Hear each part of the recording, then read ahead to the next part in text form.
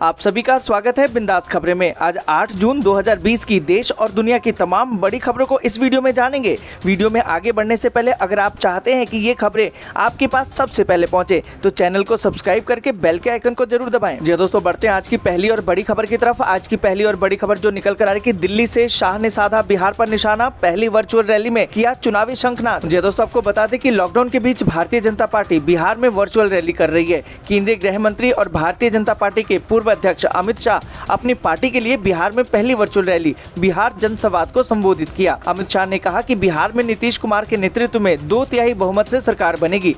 अब लालटेन से एलईडी का समय आ गया है, लेकिन ये चुनावी सभा नहीं है। हमारा उद्देश्य देश के लोगों को जोड़ना है और महामारी के खिलाफ एकजुट होकर मुकाबला करना है। जी दोस्तों, आपको बता दें कि शाह ने कहा कि मोदी सरकार के 6 साल के अंदर करोड़ों गरीबों के जीवन में प्रकाश लाने का एक प्रयास किया है, जिसका सबसे बड़ा फायदा अगर किसी को हुआ है तो वो मेरे पूर्वी भारत के लोगों को हुआ है। आवास, बिजली, बैंक खाते, स्वास्थ्य सेवाएं, गैस सिलेंडर, शौचालय, ये सब तो मोदी सरकार ने 2014 से 2019 तक के कार्यकाल में ही दे दिए थे।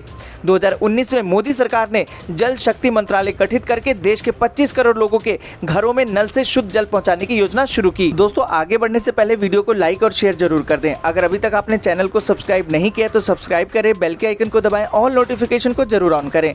और इसी के साथ बढ़ते हैं अगली बड़ी खबर की तरफ। अगली बड़ी खबर जो निकल कर आ रही कि आज से खुल रहे हैं धार्मिक स्थल, होटल और रेस्टोरेंट। राज्य सरकारों ने तय की है नई गाइडलाइंस। दोस्तों, आपको बता दें कि राज्य और केंद्र शासित प्रदेश आज से धार्मिक स्थल, शॉपिंग मॉल, रेस्टोरेंट, होटल और कार्यालयों को खोलने की तैयारी कर रही है।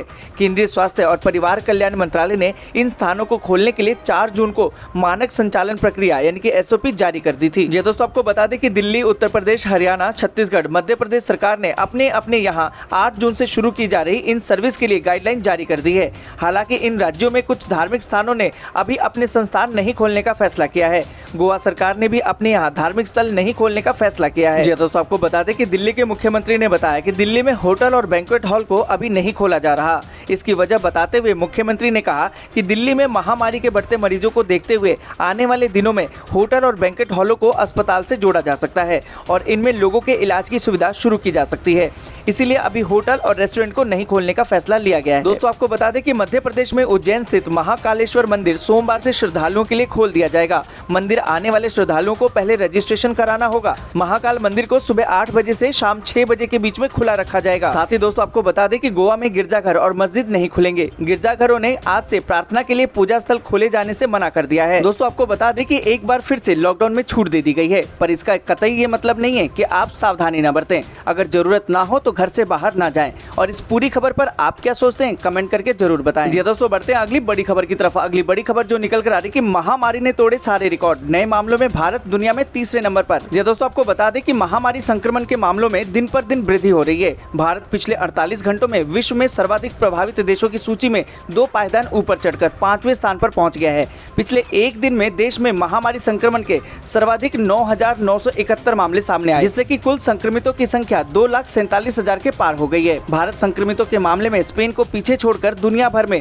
5वें स्थान पर पहुंच गया है। देश भर में पिछले 48 घंटों के दौरान संक्रमण के कुल 19,858 मामले सामने आए। दोस्तों, आपको बता दें कि महामारी से प्रभावित होने के मामले में अमेरिका विश्व भर में पहले स्थान पर है, जबकि ब्राजील दूसरे और रूस तीसरे स्थान पर है, जबकि भारत 5वें स्थान पर पहुंच गया है। वहीं भारत में मामले बढ़ने की रफ्तार दुनिया में तीसरे नंबर पर आ गई है। दोस्तों, आपको बता दें कि देश में इस समय महामारी के 1,20,406 एक्टिव मामले हैं, जबकि 1,19,293 लोग इस महामारी से निजात पाने में कामयाब हुए हैं। दोस्तों, जिस तरीके से भारत में महामारी के आंकड़े बढ़ रहे हैं, आपको लगता है कि इससे निजात मिल सकता है? आप अपनी राय कमेंट करके जरूर बताएं। दोस्तों, बढ़ते हैं अगली बड़ी खबर की तरफ। अगली बड़ी खबर जो निकल कर आ रही कि पीएम किसान योजना के तहत सरकार अगस्त में ट्रांसफर करेगी 2,000 रुपए की किस्त। दोस्तों, आपको बता दें कि प्रधानमंत्री किसान सम्मान निधि योजना के तहत किसानों को अगली 2,000 रुपए की किस्त अगस्त में मिलेगी। यह किस्त 9.5 करोड़ से ज्यादा किसानों के बैंक अकाउंट में ट्रांसफर होगी। किसान सम्मान निधि योजना के तहत ये किसानों को ट्रांसफर की जाने वाली 6ठी किस्त होगी। योजना के तहत सभी छोटे और सीमांत किसान न्यूनतम आय वाली सहायता के रूप में 6,000 रुपए सालाना पाने के पात्र हैं। किसानों को यह रकम 2,000 रुपए की 3 किस्तों में दी जाती है। दोस्तों, आपको बता दें कि महामारी संकट के बीच अगले महीने मिलने वाले वाली इस किस्त से किसानों को राहत पहुंचेगी। दोस्तों आपको बता दें कि विवेक अग्रवाल ने जानकारी दी है कि अगस्त महीने में स्कीम की छठी किस्त ट्रांसफर की जा रही है। प्रधानमंत्री किसान सम्मान निधि योजना के तहत अब तक 9.54 करोड़ किसानों का डाटा वेरीफाई हो चुका है। दोस्तों आपको बता दें कि अब जो सरकार मदद करती है उसका पैसा सीधे आपके खाते में पहुंचता है। ऐसे में आपके खाते में क्या सरकार द्वारा पैसा पहुंच रहा है? कमेंट करके जरूर बताएं। जी दोस्तों बढ़ते हैं अगली बड़ी खबर की तरफ। अगली बड़ी खबर जो निकल कर आ रही कि चीन ने जारी किया श्वेत पत्र, बताया कि कब और कहां आया महामारी का पहला केस। ये दोस्तों आपको बता दें कि महामारी का कहर पूरी दुनिया में जारी है। चीन के वुहान शहर से फैला महामारी अमेरिका समेत पूरी दुनिया में तहलका मचा रहा है। हालात ये हैं कि अकेले अमेरिका में 1 लाख से ज्यादा लोग दम तोड़ चुके हैं। महामारी को लेकर अमेरिका शुरू से ही लगातार चीन पर आरोप लगा रहा है कि चीन ने जानबूझकर पूरी दुनिया में फैलने दिया। इसी बीच चीन ने एक श्वेत पत्र जारी किया है। दोस्तों आपको बता दें कि दरअसल महामारी के प्रसार की खबर देर से देने के आरोप से घिरे हुए चीन ने रविवार को एक बार फिर खुद को निर्दोष बताया और कहा कि महामारी का पहला मामला वुहान में 27 दिसंबर को सामने आया, जबकि निमोनिया और मानव से मानव में संक्रमण फैलने के बारे में 19 जनवरी को पता चला। चीन ने यह भी बताया कि इस पर अंकुश लगाने के लिए तत्काल कार्रवाई शुरू कर दी गई थी। दोस्तों आपको बता दें कि कुल मिलाकर चीन कितनी भी सफाई दे, लेकिन सच तो यही है कि पूरी दुनिया में महामारी उसी की वजह से फैली है। दोस्तों हम आपसे जानना चाहते हैं कि इस पूरी खबर पर आप क्या सोचते हैं, कमेंट करके जरूर बताएं। तो दोस्तों बढ़ते हैं अगली बड़ी खबर की तरफ। अगली बड़ी खबर जो निकल कर आ रही कि 15 अगस्त के बाद खुलेंगे स्कूल और कॉलेज, मानव संसाधन मंत्री रमेश पोखरियाल निशंक ने किया है ऐलान। यह दोस्तों आपको बता दें कि छात्रों, शिक्षकों और अभिभावकों के हफ्तों के भ्रम के बाद मानव संसाधन विकास मंत्री रमेश पोखरियाल निशंक ने कहा कि स्कूलों को और कॉलेजों को अगस्त 2020 के बाद खोला जाएगा। संभवतः 15 अगस्त 2020 के बाद शैक्षणिक संस्थान खोल दिए जाएंगे। डॉक्टर रमेश पोखरियाल ने एक इंटरव्यू में ये बात कही। उन्होंने कहा कि 15 अगस्त तक सभी परीक्षाओं के परिणाम घोषित करने की कोशिश कर रहे हैं। जी हाँ दोस्तों बढ़ते हैं अगली बड़ी खबर की तरफ। अगली बड़ी खबर जो निकल कर आ रही कि दिल्ली के हॉस्पिटल सिर्फ दिल्ली वालों के लिए होंगे रिजर्व, नहीं होगा बाहरी लोगों का इलाज। ये दोस्तों आपको बता दें कि दिल्ली में महामारी के मरीजों की संख्या लगातार बढ़ती जा रही है। दिल्ली में महामारी के लगातार फैलते संक्रमण को देखते हुए बड़ा फैसला लिया गया है कि दिल्ली के हॉस्पिटलों को सिर्फ दिल्ली वालों के लिए रिजर्व कर दिया गया है। यानी कि दिल्ली सरकार के प्राइवेट और सरकारी हॉस्पिटलों में केवल दिल्ली के लोगों का ही इलाज होगा। अन्य राज्यों के लोगों के महामारी मरीजों का इलाज फिलहाल दिल्ली में नहीं हो सकेगा।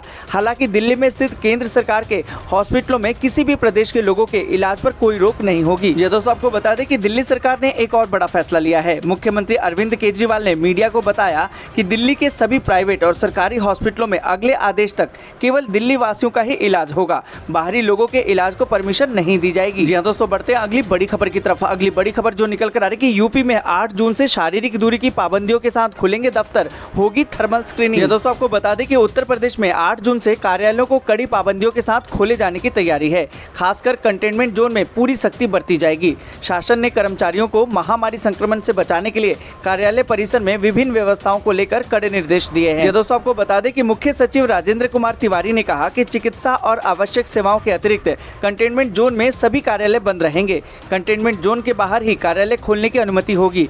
इसके अलावा कंटेनमेंट जोन में निवास करने वाले कोई भी अधिकारी अथवा कर्मचारी तब तक कार्यालय नहीं जाएगा जब तक कि कंटेनमेंट जोन को निरस्त न कर दिया जाए।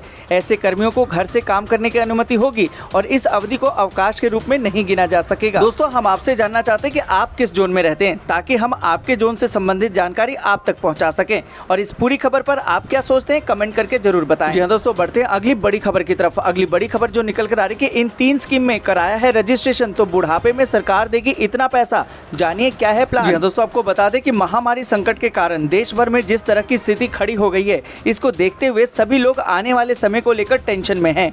अगर आप भी अपने भविष्य को लेकर परेशान हैं तो बिल्कुल भी टेंशन ना लें। इस समय में आप सरकार की स्कीम में पैसा लगाकर अपने भविष्य को सुरक्षित कर सकते हैं। आज हम आपको मोदी सरकार की कुछ स्कीम के बारे में बताएंगे जिसमें पैसा लगाने से आप अपने भविष्य को सिक्योर कर सकेंगे। जी दोस्तों आपको बता दें कि अटल पेंशन योजना सरकार की काफी फायदेमंद स्कीम है। अटल पेंशन योजना में पैसा लगाकर आप अपने बुढ़ापे के लिए एक निश्चित पेंशन का इंतजाम कर सकते हैं। इस योजना में निवेश करने की न्यूनतम आयु सीमा 18 साल तय की गई है। वहीं जब आपकी आयु 60 साल की हो जाएगी तो सरकार की ओर से एक निश्चित पेंशन की राशि हर महीने आपके खाते में क्रेडिट कर दी जाएगी। अगर कोई दुर्घटना हो जाती है तो आपके सहयोगी को आजीवन पेंशन मिलती रहेगी। अटल पेंशन योजना के तहत कम से कम 1000 रुपए और अधिकतम 5000 रुपए मासिक पेंशन मिल सकती है। दोस्तों बात करते हैं दूसरे प्लान की, तो प्रधानमंत्री जीवन ज्योति बीमा योजना एक टर्म इंश्योरेंस प्लान है। प्रधानमंत्री जीवन ज्योति बीमा योजना में निवेश करने के बाद अगर व्यक्ति दम तोड़ देता है तो उसके परिवार को 2 लाख रुपए मिलते हैं। अगर पॉलिसी धारक जीवन ज्योति बीमा योजना का समय पूरा होने के बाद भी ठीक ठाक रहता है तो उसे कोई लाभ नहीं मिलता। दोस्तों, सरकार की जो तीसरी योजना है प्रधानमंत्री सुरक्षा बीमा योजना, इसका लाभ 18 से 70 साल की उम्र के लोग उठा सकते हैं। इस योजना का सालाना प्रीमियम 12 रुपए मात्र है। पॉलिसी का प्रीमियम भी सीधे बैंक अकाउंट से काटा जाता है। प्रधानमंत्री सुरक्षा बीमा योजना का लाभ उन्हें ही मिलेगा जिनकी 18 से 70 साल के बीच में उम्र है। जी दोस्तों, बढ़ते हैं अगली बड़ी खबर की तरफ। अगली बड़ी खबर जो निकल कर आ रही है, राजस्थान सरकार का बड़ा फैसला, 46,000 गाँव के बनेंगे नक्शे, ड्रोन से होगी मैपिंग। जी दोस्तों, आपको बता दें कि राजस्थान सरकार प्रदेश के सभी गाँव का ड्रोन के माध्यम से सर्वे करवाकर ग्राम मानचित्र बनाने की तैयारी कर रही है। प्रदेश के 46,543 गाँव का ड्रोन से सर्वे करके ग्राम मानचित्र तैयार किया जाएगा। जी दोस्तों, आपको बता दें कि प्रदेश के उप मुख्यमंत्री सचिन पायलट के मुताबिक भारतीय सर्वेक्षण विभाग और राजस्थान सरकार के सहयोग से प्रदेश के सभी गाँव का ड्रोन तकनीकी के माध्यम से सर्वे किया जाएगा। उन्होंने बताया कि अगले 2 वर्षों 21-22 और 22-23 में होने वाले इस सर्वे में गाँव के समस्त मकान मालिकों के स्वामित्व रिकॉर्ड तैयार किए जाएंगे। इस सर्वे में गाँव की आबादी वाले इलाकों में संपत्ति और परिसंपत्ति का रिकॉर्ड तैयार किया जा सकेगा। इससे संपत्तियों का वैध रिकॉर्ड तैयार होगा और संपत्ति मालिकों को संपत्ति कार्ड जारी किया जाएगा। जी हाँ दोस्तों, बढ़ते हैं अगली बड़ी खबर की तरफ। अगली बड़ी खबर जो निकल कर आ रही है कि BS6 वेरिएंट वाली गाड़ियों पर ग्रीन स्टिकर लगाना होगा जरूरी, नया नियम 1 अक्टूबर से लागू। जी दोस्तों, आपको बता दें कि अगर आपने नए कार्बन उत्सर्जन स्टैंडर्ड यानी कि BS6 वाली गाड़ी खरीदी है या खरीदने वाले हैं तो आपके लिए यह जरूरी खबर है। सरकार ने BS6 मानक वाली गाड़ियों पर ग्रीन स्टिकर लगाना जरूरी कर दिया है। यह स्टिकर 1 सेंटीमीटर का होगा। PTI की खबर के मुताबिक सरकार का यह फरमान आगामी 1 अक्टूबर 2020 से लागू हो जाएगा। जी दोस्तों, आपको बता दें कि सड़क परिवहन और राजमार्ग मंत्रालय की ओर से जारी नोटिफिकेशन के अनुसार BS6 उत्सर्जन मानकों का पालन करने वाली गाड़ियों की तीसरी रजिस्ट्रेशन प्लेट के ऊपर 1 सेंटीमीटर की ग्रीन पट्टी या स्टिकर लगानी होगी। मोटर वाहन आदेश 2018 में संशोधन के जरिए यह आदेश जारी किया गया है। जी दोस्तों, बढ़ते हैं अगली बड़ी खबर की तरफ। अगली बड़ी खबर जो निकल कर आ रही है कि म्यूचुअल फंड स्कीम ने दिया लॉकडाउन में 25% का रिटर्न, इन वजहों से आया सुधार। जी दोस्तों, आपको बता दें कि अगर आपने भी म्यूचुअल फंड स्कीम में निवेश किया है तो आपके लिए राहत भरी खबर है। शेयर आधारित म्यूचुअल फंड स्कीम ने व्यापक बाजार में सुधार के बीच लॉकडाउन पीरियड में 25% का रिटर्न दिया है। मार्केट एक्सपर्ट बताते हैं कि भारतीय रिजर्व बैंक की लिक्विडिटी के उपायों और सरकार की तरफ से प्रोत्साहनों के अनाउंसमेंट से म्यूचुअल फंड ज्यादा रिटर्न दे पाए।